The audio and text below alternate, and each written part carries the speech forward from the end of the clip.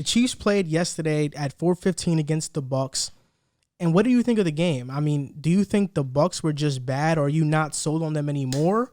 Or are the Chiefs just that dominant? What's your opinion on it? The Chiefs are too dominant. Me and Riv have been saying it for weeks. Well, actually, Riv didn't say it last week, which amazed me. But I've had the Chiefs at the top of my power rankings for weeks now. Ever since last year, I think it's been clear they're the best team in the league, and one loss to the Raiders did not change my opinion on that. They are an unstoppable offensive unit, and until somebody proves otherwise to me, I can't pick against them. And you saw it again on Sunday. The Bucs are a good defensive team, although they came out in one of the most ridiculous defenses I've ever seen. I don't know what Todd Bowles is thinking, and we gave him a lot of credit this year, but to play single coverage with no safety help over the top on Tyreek Hill is a death wish. And Patrick Mahomes said it. He said it was single coverage with no one over the top, and we don't see that almost at all.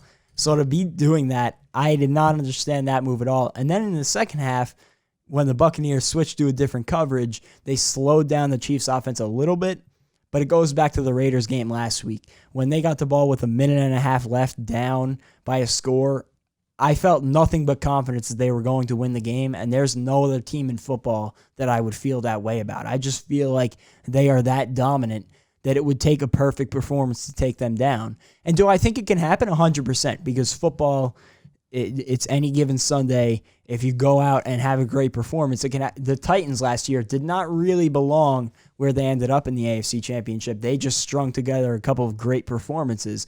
It can happen, 100%. But the Chiefs should win it all this year. The Chiefs are dominant, but this was more about the Bucs not being in sync yet.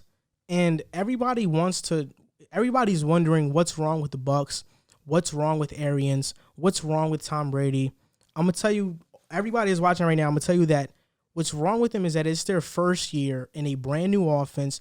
Bruce Arians' offensive system is one of the most complicated in the NFL. Carson Palmer, you remember him, former Bengals quarterback. He went to the Cardinals late in his career after his stint with Oakland. So Carson Palmer's first year with Bruce Arians, he threw 24 touchdowns and 22 interceptions. The Cardinals luckily went 10-6 that year. Palmer the next year in 2014, which he only played 6 games, he went 6-0. But I'm going to use 2014 and 2015 combined. He had a 19-3 record, threw 46 touchdowns, and 14 picks. In 2 seasons, he threw less picks than his first season with Arians.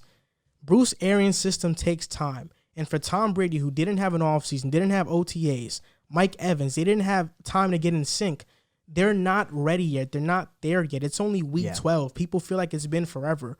Week 12 is 3 months, basically. With no training camps, no OTAs, and no COVID, preseason. Which makes it even harder to practice and stuff. So there's so much that's tying into this. And they went out and signed Antonio Brown.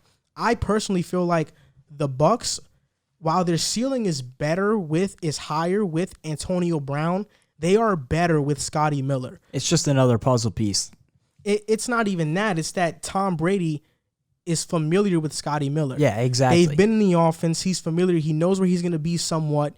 When Evans and Godwin weren't in the lineup, Scotty Miller was there, and they were building chemistry. So they worked really well together.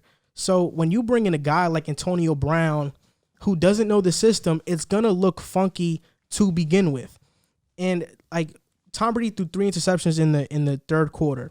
One came after a huge completion to Godwin, and the second one was just like a tip that bounced up.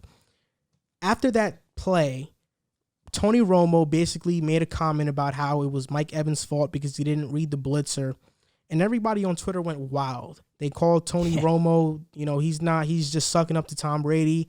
He's a homer, he's whatever. But in reality, Tony Romo said that because he understands the position. He understands what Tom Brady's seeing, what the normal fan isn't seeing. So many fans and even people in the mainstream media, which I don't even watch any of the mainstream media shows because they don't offer anything they don't offer any knowledge about the game. They just talk. They're entertainers. They think it's just throw and catch. It's as simple as throw and catch. But there's so much scheme behind football. There's so much understanding that has to go into it that you can't just look at a play and blame it all on a guy. Part of this is just people not liking Tom Brady and wanting him to fail at all costs. Yeah.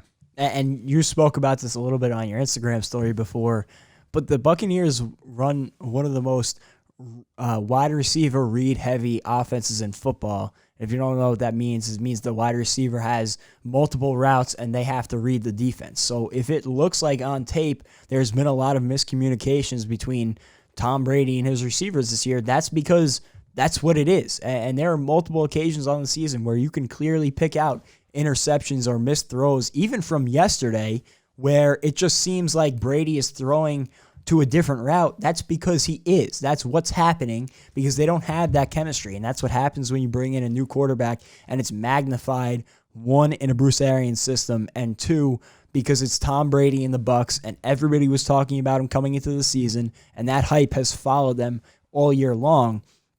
The one thing that I do want to say, and I understand it's Bruce Arians' system, and I read today, I know Riv sent it to us, that Tom Brady is actually calling the plays before the game in the huddle, yada, yada. He's picking what plays he wants to run during the game. Yeah. Which all that mean, every single quarterback does that. Yeah. So I wish that they would utilize the run game and the short routes more, also differently, because I don't like the way they utilize the run game. They run on first down way too much, in my opinion. You look at a team like the Chiefs, they rarely ever, I think out of their breakdown yesterday, 26 of their first down plays were passes and 6 of them were runs. And that's what makes them so successful. At the start of downs, they're letting Patrick Mahomes make plays. And I think that the Buccaneers should take a page from that. But in the same sense, I think that they should use their run game and shorter routes differently. I think that Ronald Jones looked great yesterday, which was a great sign because he had a terrible year last year and he has a little bit of a slow start this year.